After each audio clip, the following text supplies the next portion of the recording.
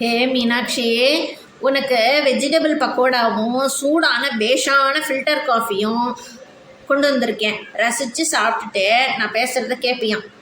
உன்னை வணங்க உன் அருள் வேண்டுமே, அதை மட்டுமாவது சரியானதாக கேட்குறேன். உங்ககிட்ட என்ன நினைக்கிறேன் எப்படி தெரியுமா? ஒரு பாட்டில், ஒரு கீர்த்தனையில், நே கூறுகி உன்னை பணிய நல் நெஞ்சம் என கருள்வாய் அப்படின்னு. கரெக்டு தானே அது?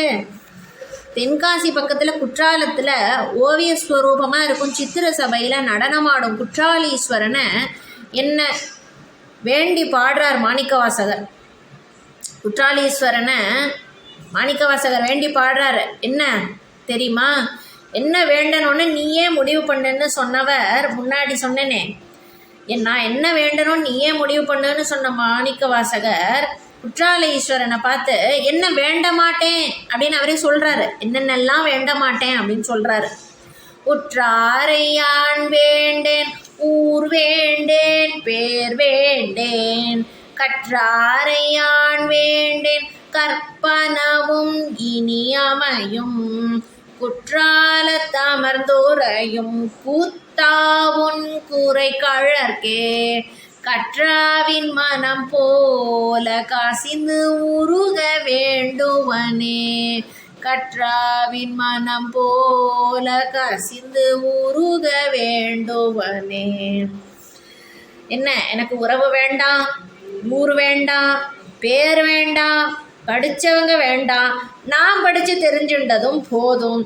எனக்கு வேண்டி கேட்குறது என்னன்னா, பசுமாட்டை பார்த்து கண்ணுக்குட்டி ஆசையாக வர்ற மாதிரி திருவடிக்கு நான் கசிந்து உருகி வரணும் அப்படின்னு அவர் பாடுறார்.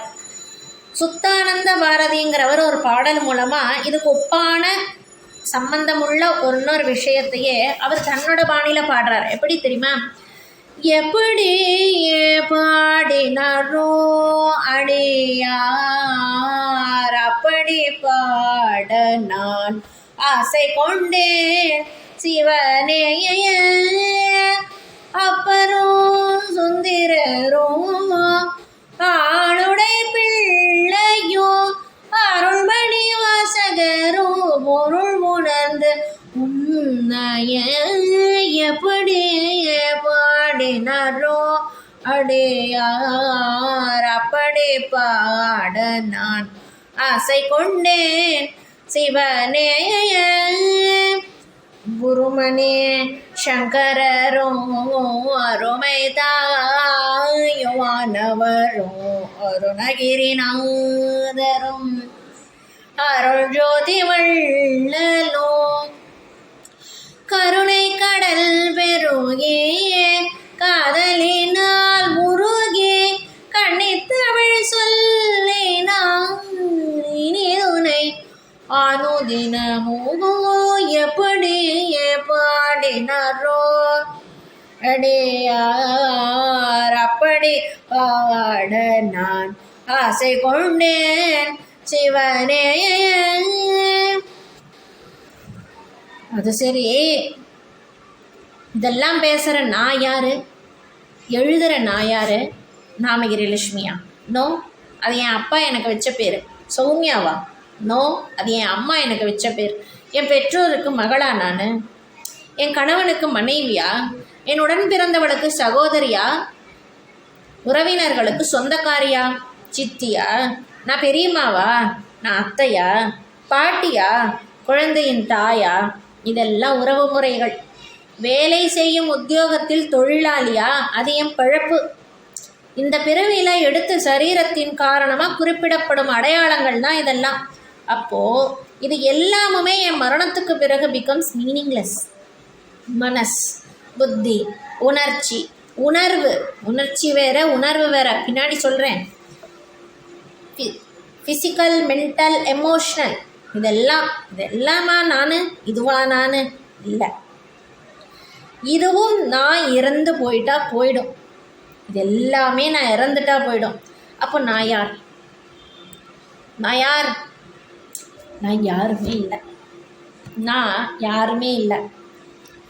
நான் எதுவுமே இல்லை, நான் ஒன்றுமே இல்லை. I am nothing. So I don't belong to anyone accept you. நான் உன்னை தவிர வேறு யாருக்குமே சொந்தம் இல்லை மீனாட்சி. உன்னை தவிர எனக்கும் வேறு யாரும் சொந்தம் இல்லை மீனாட்சி. ஏன் தெரியுமா? இப்போ இந்த ஜென்மத்தில் எனக்கு சொந்தம், உறவு, பந்தம் அப்படின்னு யாரெல்லாம் இருக்காங்களோ, சட்டப்பூர்வமாக, சாஸ்திரபூர்வமாக, தொப்புள் கொடி உறவா, இரத்த சம்பந்தமா, இப்படி எக்ஸட்ராவா ஏதோ ஒரு காரணத்துக்காக பிணைக்கப்பட்டு பந்தமாக உறவாக இருந்தாலும் இது எல்லாமே இந்த ஜென்மத்தில் வந்த பிறப்புனால் ஏற்பட்டதால் இந்த ஜென்மத்தினுடைய மரணத்தின் போது அது எல்லாமே என்னை விட்டு போயிடும். ஆனால் ஜென்மமாக தொடர்ந்து வந்தது, வரப்போகிறது, இப்போ இருக்கிறது எல்லாமே நீ மட்டும்தான் மீனாட்சி. நான் உன்னை சேர்ந்தவ.